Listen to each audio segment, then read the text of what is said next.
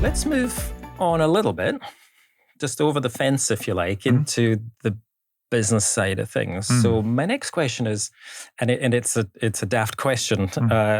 What did you transform?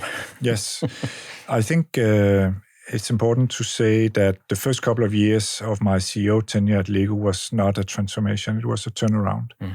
The company was hugely indebted; it was technically bankrupt, and so we focused on rebuilding degrees of freedom to live, and that meant becoming debt-free and refinancing the company, selling off a lot of assets, and not really growing at all.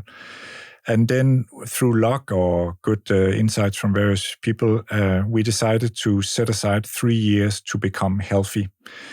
So what that means is to focus on becoming productive again. So it's almost like if you're thinking you're an athlete and you have a traffic accident and you're almost bleeding to death, that would be the first 2 years of our existence. And then coming out of that, you're obviously not really fit to compete. And we felt we were about 7 to 10 years behind the competition. And so we benchmarked to that, and then we set aside 3 years to really strengthen the productivity of the company. So we moved from managing from cash to managing for profit, if you like, and building future growth drivers and figuring out what we were all about and setting up for that. And the 3 years, luckily, not expected, but turned out to be more like 2 years. Where we did some very bold actions, including almost killing the company all over again, because we really took some very aggressive actions to restore the profitability. Can you tell us about I'd be happy to. Yeah. And then finally, we went into a period of organic growth. And when that happened, it was like you released the brakes and we just grew very strongly. So for instance, in the financial crisis of 2008 and 2009, we grew more than 30%. After 5 years of holding the foot on the brake, so to speak, because the analogy we used is that a lot of economies would sort of say we're not, structurally strong, so they take on debt to create growth in the economy. We didn't do that. We were like, we got to fix the economy, and so we were going through every function like it was a labor market reform, if you like. Some of the things that almost killed the company was the decision to outsource manufacturing. We decided not completely wrong that making the Lego brick was no longer a proprietary skill.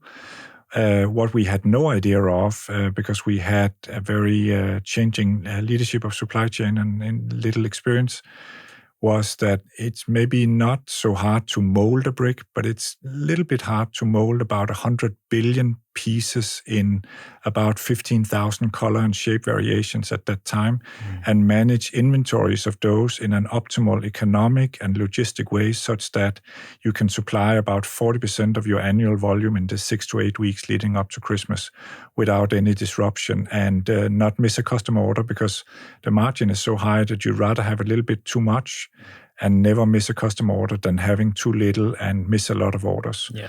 And so getting that right was something we completely underestimated. And the people we had outsourced to, who under our guidance and agreement had moved away from South Korea, Denmark, Northeast US, and Switzerland to lower cost locations, said, hey, wait a minute, we are not realizing the margin we hoped for because your system is much more complicated to operate, and we were not getting what we were expecting. And so they were unhappy, we were unhappy, and we had actually locked into a very long contract.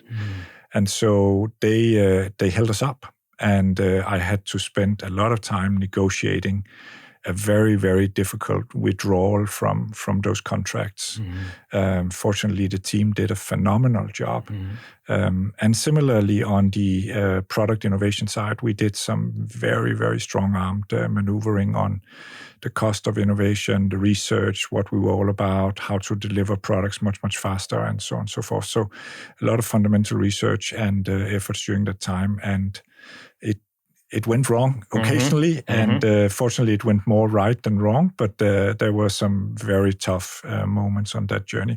And at that time, you're so far into the journey that people are a little bit like, will this ever work? So was it feeling a lot like surgery and more surgery and more surgery? Yes. And when is this going to be done? Yes, yes. And the company was fundamentally broken. It had huge divisions internally in terms of what the culture should be and how to operate. A little bit iconically, you could say, it was dominated by either the cynical realists or the believers, and none of them were sufficient. And there was a huge lack of capability. It was a very, very unqualified global business. And it was so far behind, and there was not a performance culture.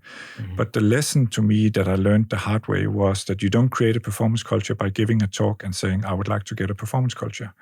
It's rolling up your sleeves and then being the first and in front of that, and then really just driving it through with behaviors. And I want to come on and talk about that a little more in a second. There's a lot of stats out there that say 70% of transformations or turnarounds and transformations are unsuccessful. Were you always convinced that Lego was going to be in the 30%? Oh, I had no idea.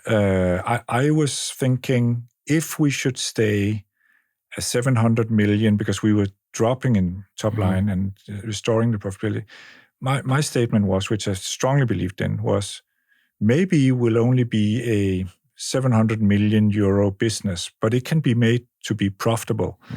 And I'm sure if we are not the right managers and the family is not the right owners of that, somebody will want to buy it. And I knew that for a fact also because the vultures were flying around town, and I met with the CEOs of other companies and private equity. So there was a lot of interest. So I was convinced the brand would survive.